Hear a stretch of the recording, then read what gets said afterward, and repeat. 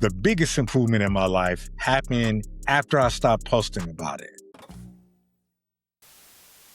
So if you're watching this video, you're probably in one of two places. Either you're starting over and you need to focus, or you probably know what you need to do, but your time and attention, they keep getting pulled elsewhere. I want to talk about ghost mode in a sense. First off, you don't leave just to leave. You don't disappear just to disappear. You leave to grow, you leave to focus, you leave to produce, you leave to build. I went into ghost mode for a year, and in this episode, I'm going to show you what I cut off, what I focused on, and how that year helped me rebuild my work, my body, and my life. There are a lot of reasons why people go ghost mode.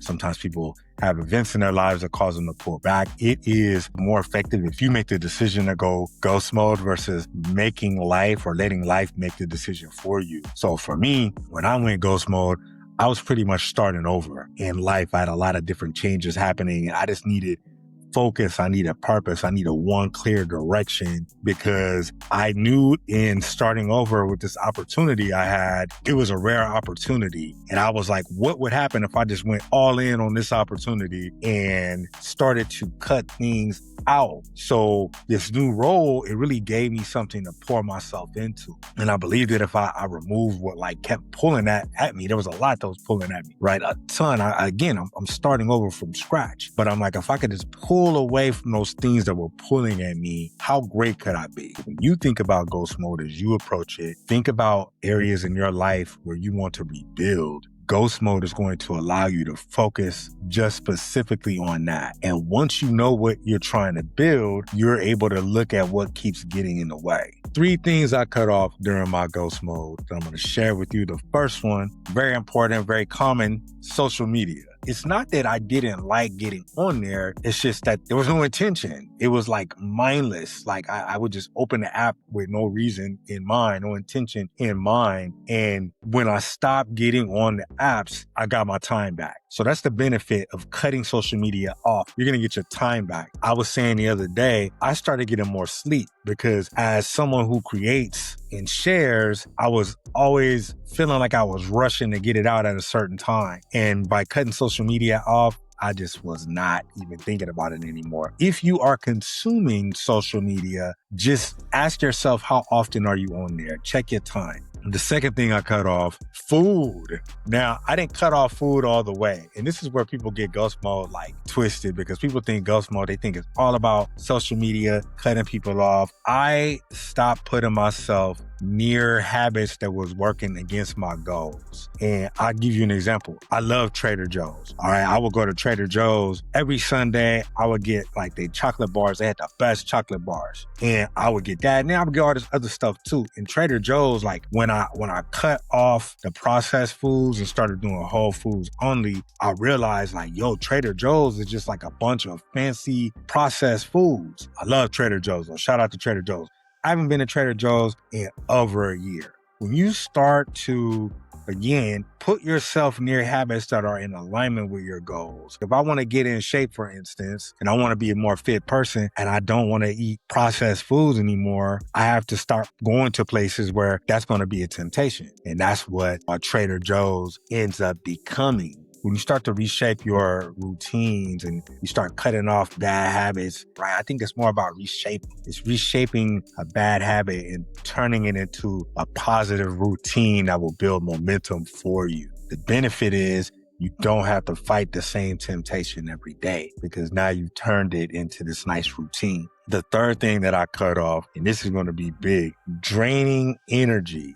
This was huge because one of the reasons I went into ghost mode is because there were just so many things that were pulling and draining my energy. When you talk about people that drain your energy, there's this story in the 48 Laws of Power about this lady named Lola Montez. I always talk about Lola Montez because she is someone who would attract bad luck. And everybody that messed with her, did dealings with her, business with her, relationships with her, they always suffer some sort of consequence because she was just always in a negative, attracting negative things. She was always unlucky, unhappy. Think about the people that you know in your life that maybe drain you a bit.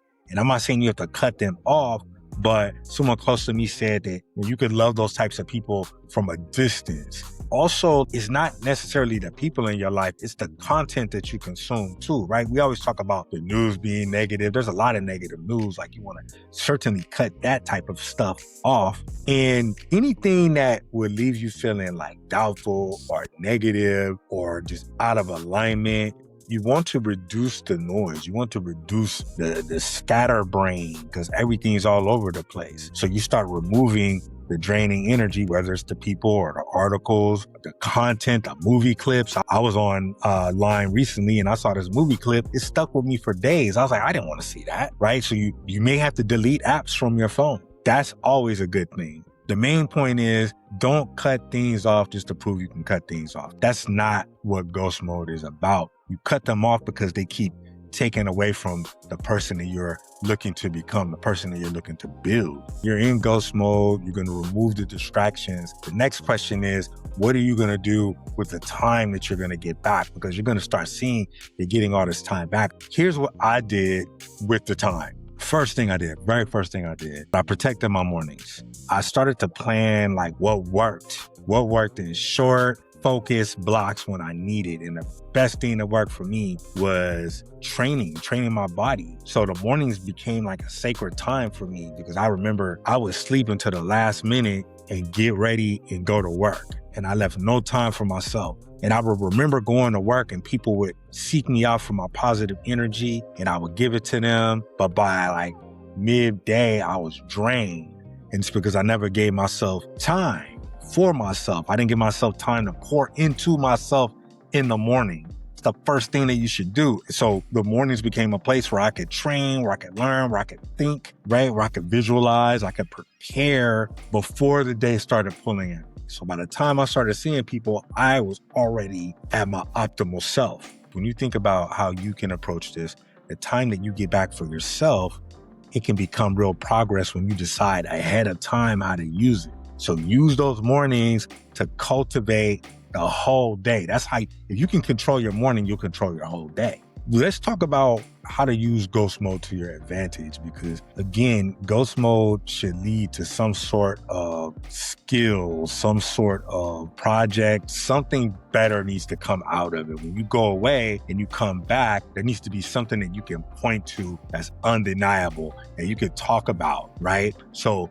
for me, I was locked in on learning this new role and getting sharper in communication skills, getting sharper in my presentation skills, getting sharper in AI, right? Getting certified and really just becoming a master of presentation. I joined several groups. So I obviously got my body together, but I wanted to use all these things to come back and build this podcast season with people talk about AI and how you could use it. Start building projects using AI, right? Like I've got a whole use case for this project here with that. So use ghost mode to build a skill. Pick one skill or project that can improve your work, your income, your family life, your confidence, or your ability to create. Pick something so when you come back, whether it's a month from now, 90 days from now, 6 months, a year from now, you can point back and be like, that's that thing. So that was just like one part of the rebuild. My body became the other part. So one of the most significant things that I did in ghost mode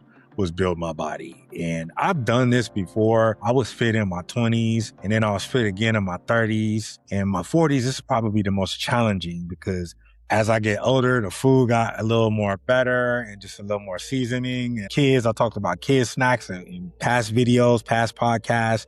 So I kind of fell out of alignment with like just having a solid routine. So the gym was a big thing that I got into in ghost mode. Here's one of the biggest things I learned during ghost mode, and I'll talk about this more in a future video, but I would eat because the food was good. And I'm not necessarily a foodie or nothing, but if the food's good, I'm going to eat it. But as I got into ghost mode, as I started building my body, I started eating to fuel my workouts. And that was a big shift for me. That's when things started to really like connect, right? So you really want to have a mindset about how to take advantage of ghost mode. Make sure that you're starting to look at what you're putting into your body. Like pay attention to what you're paying attention to when it comes to what you put in your body, right? So for me, I just kept showing up. I changed how I ate and I built my body over time. That is how I use ghost mode to build my body. Simply put, for you, the benefit for you doing some sort of training in the morning is that it's just going to give you structure to your day or whatever time you go away. I recommend mornings, but find some sort of time where you can go and build your body. It's going to improve your energy. It's going to give you proof that you can keep a promise to yourself, right? When you come back around months later, a year later, whatever, looking different, you're going to feel different too. The feelings is going to be automatic. It's just proof. You think about it, people talk about body game or whatever. That's like a big thing I learned when I was on ghost mode. It's deeper than aesthetics. It's all about how you flow. When you walk into a room fit, it just screams discipline. People see that and they're like, yeah, that's that guy. I want to know more about that person. So as you start doing this, as you start getting your body together, as you start building, as you start mastering your time, the noise is going to quiet down, right? You're going to start to get more focused. But one of these things that I had to deal with during ghost mode, and you may have to deal with, is the internal thoughts. And that's the toughest part. And one of the reasons why I got away from scrolling is because it's easy to go and scroll as an escape. There's so many different stories I could plug into, I could tap into, whether it's current events or even just things from the past. I really did a good job of deleting apps, right? Because I didn't get the opportunity to sit with my real thoughts. If I'm looking at, like, people send me posts and stuff on Instagram and it's like, I appreciate the posts, but I don't always want to read them or see them because I'm doing my best to like not be on Instagram like that, not be looking at everybody's posts like that, right? Because I need time to like sit with my thoughts and form my own opinions, come to my own conclusions. So I'm gonna give you a vibe right here. Like when I was online and I was posting every day, it got tiring because I just didn't want to really do it like that. And I had set myself up to where I was showing up every single day, posting every single day. And I did it. The first year I did it for like 50 weeks straight. And it was fun. And then it wasn't. All of a sudden I was like, yo, I really don't care to do this anymore. And what I did was I kind of would show up and hide behind like quotes in different speeches, pieces of speeches that I've read, because, I know how to speak very well. So it's easy for me to show up and read a quote. And going into ghost mode really pushed me to focus on how to reconnect with my voice and who I really am. That way it's easier for me to come back and talk to you like how I would be talking to you if we were, face to face, versus talking to you like I'm reading a speech. Right? Alfred Tennyson said that I will lose myself in activity lest I wither in despair. It's easy for me to hide behind that, James Earl Jones style delivery. I don't want to say hide, but it's easy for me to come out with something like that. People are going to like that. They're going to like hearing somebody that sounds like the Allstate guy reading quotes, right? It's easy for me to do that. So going into ghost mode, in all seriousness, allowed me to just kind of kick back and really reconnect with my voice. I'm thinking about when you go into facing like those quiet moments and you sit with yourself, you really get a chance to, sit with your shadow self. There's a gentleman named Carl Jung. I actually have one of his books. It's called The Undiscovered Self. I'm not going to get too deep into it now, but he talks about shadow work, doing shadow work, sitting with your shadow self, facing your excuses, facing your fears, facing the habits that pull you back. That's pretty much what that's all about. And that's one of the biggest things to face during ghost mode, because there are reasons why you took a step back and you want to confront those. So when you do come back, it's no thing, right? What they call it, water off a duck's back. I don't know if people still say that, but that's what it is. But the point of facing yourself is not to necessarily